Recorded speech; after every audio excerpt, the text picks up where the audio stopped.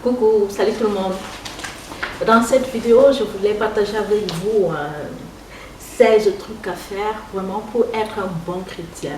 Car en ce moment, nous avons tous besoin de devenir de bons chrétiens. Pas juste des chrétiens, donc de bons chrétiens.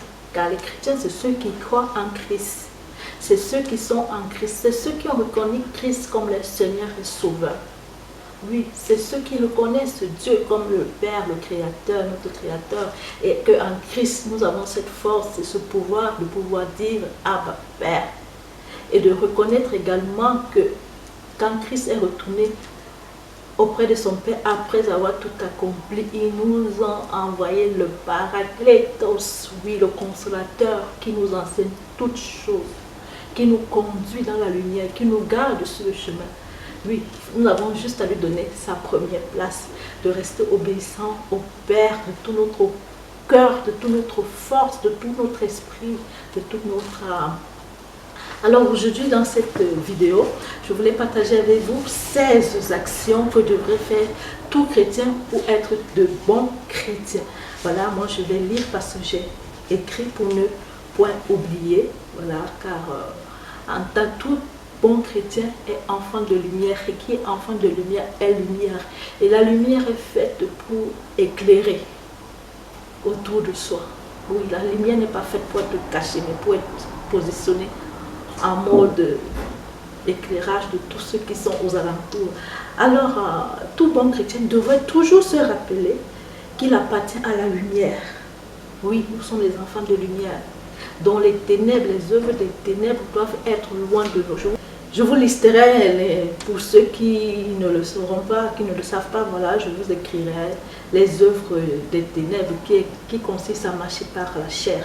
Je vous le mettrai par écrit, vraiment, mais nous devons, tout chrétien doit se reconnaître comme enfant de lumière et marcher dans la lumière.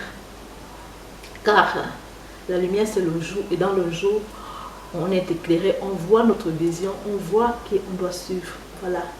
Et dans la nuit, les ténèbres, on ne voit rien. Comme deuxième élément, voilà, pour être bon chrétien, ce qui va nous différencier des autres, c'est que nous devons veiller, nous devons rester vigilants et être modérés. Qu'est-ce que ça veut dire veiller? Oui, c'est bon, il faut dire on est chrétien, mais un chrétien, ça prie pas seulement pour soi, pour sa famille, pour les autres également. Car nous devons prier les uns pour les autres. Nous devons rester vigilants, oui, parce que nous sommes dans un monde qui appartient aux ténèbres. Non, nous devons être vigilants pour ne pas nous faire aspirer par ces ténèbres, et nous devons faire preuve de modération. Donc, évitons, quand une personne qui est modérée, c'est une personne qui ne condamne pas, qui ne juge pas, voilà, qui reste dans la modération et qui essaie de faire les choses qu'il a à faire et de bien les faire sans juger qui que ce soit qui est différent de nous. Nous ne devons pas, un bon chrétien ne s'enivre pas. Oui, on peut boire un verre d'alcool, on peut boire un verre de vin, on peut boire un verre de bière, mais de là, comme j'entends beaucoup qui disent je bois pour noyer mes soucis, voilà, des soucis savent nager. Donc un bon chrétien ne s'enivre pas, non.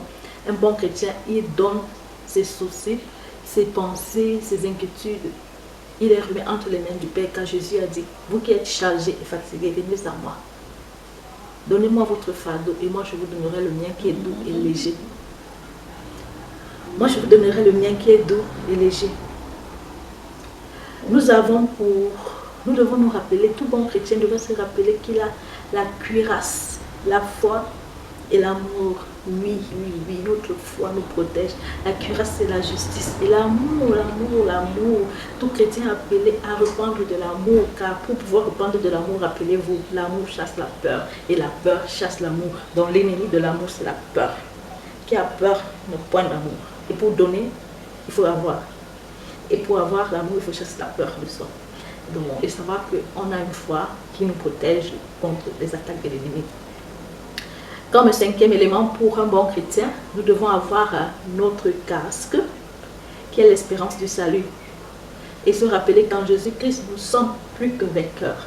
Car notre casque du salut protège nos pensées, oui, oui, contre les attaques, car il y a le malin qui est là avec sa ruse à nous faire des suggestions. Mais si nous avons notre casque de salut, nous filtrons, nous créons un filtre dans nos pensées, car si on a ce casque, ça veut dire qu'on écoute la parole de Dieu. Oui, nos pensées viennent de ce que nous entendons, de ce que nous voyons.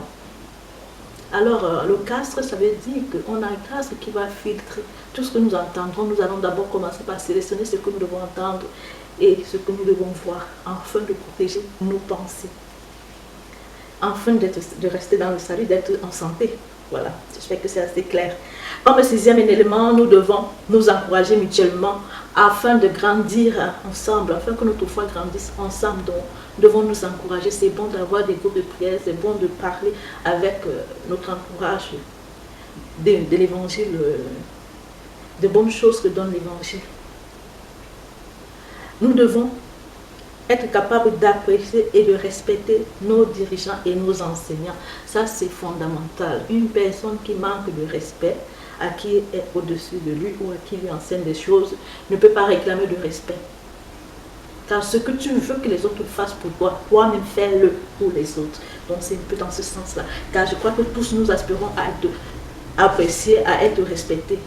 Et alors pour pouvoir être respectés, appréciés, il faudrait que nous d'abord nous commençons à respecter et apprécier les autres comme nos dirigeants, car c'est très facile de critiquer ces dirigeants ou encore ces enseignements. Donc faisons bien attention à nous.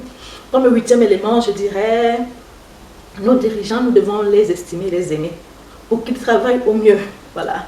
Nous devons réconforter ceux qui sont découragés. Oui, c'est super important de ne pas juger ceux qui sont découragés ou qui sont dans des difficultés. Non, de plutôt les encourager en leur faisant comprendre la parole de l'évangile et que la vie, elle est faite de ça. Et Christ est là, il a tout accompli. Il faudrait juste réclamer ce qui est nôtre et le droit.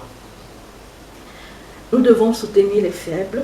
Nous devons être patients et aimables envers tout le monde. Car un bon chrétien doit être patient et doit être aimable. Car ça arrive constamment que tu vois des personnes qui te disent chrétiennes mais qui ne sont pas du tout aimables. Bon. Tu n'as pas besoin d'aller plus loin avec elle pour savoir que c'est un chrétien seulement de parole, pas d'actes. Soyons toujours dans la joie. Ah oui, ça c'est un grand commandement que tout chrétien devrait garder. Car être dans la joie, c'est un commandement. Ce n'est pas juste comme ça pour dire non. Il faut être toujours dans la joie. Dans un cœur joyeux, rétablir la santé. Mais un cœur en déprime, un cœur aigri déprime les autres. Ça c'est dans le salut. Je vous mettrai, c'est un proverbe. Bon, être dans la joie. Car même quand on est en difficulté et qu'on a besoin de quelque chose, celui qui a la foi, quand tu le demandes, tu dois être dans la joie, comme si tu l'as déjà réussi. Ça arrive également même aux enfants. Quand ils demandent quelque chose et que tu leur promets, oui, je te l'achèterai, ils sont déjà contents. Pour eux, c'est comme s'ils l'ont déjà, parce qu'ils savent que c'est en chemin, ça arrive. Donc, pas de raison d'être triste, toujours être dans la joie. Prions sans cesse. Oui, j'ai déjà fait une vidéo qui vous parle de comment prier sans cesse. Et c'est super, quoi. On doit prier quotidiennement. Voilà, l'homme ne vivra pas d'eau et de pain seulement, mais de toute parole qui sort de la bouche de Dieu. Donc, nous devons prier sans cesse pour avoir ce pain quotidien dont nous avons besoin pour notre suivi en tant que bons chrétiens. Nous devons remercier Dieu en toutes circonstances. Oh oui, ça c'est énorme. Toujours remercier en toutes circonstances. Dire merci. Ne jamais se fâcher que non. Toujours remercier car Dieu a pour nous des plans de bonheur et non de malheur. Donc l'avoir toujours en tête, ça nous permet de remercier Dieu pour toutes circonstances. Car même si nous n'avons pas la vision du plan, de son plan, mais nous savons qu'il veut pour nous juste notre bonheur.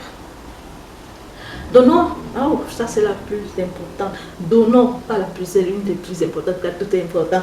Donnez la première place à l'Esprit de Dieu. Ah oui, allez, Saint-Esprit, il doit prendre sa première place. Ça c'est un sujet tellement, ça c'est tout un autre sujet quoi. Car le Saint-Esprit, sa place, vraiment lui donner toute sa place qu'il mérite. Et sa place, c'est la première place dans notre vie.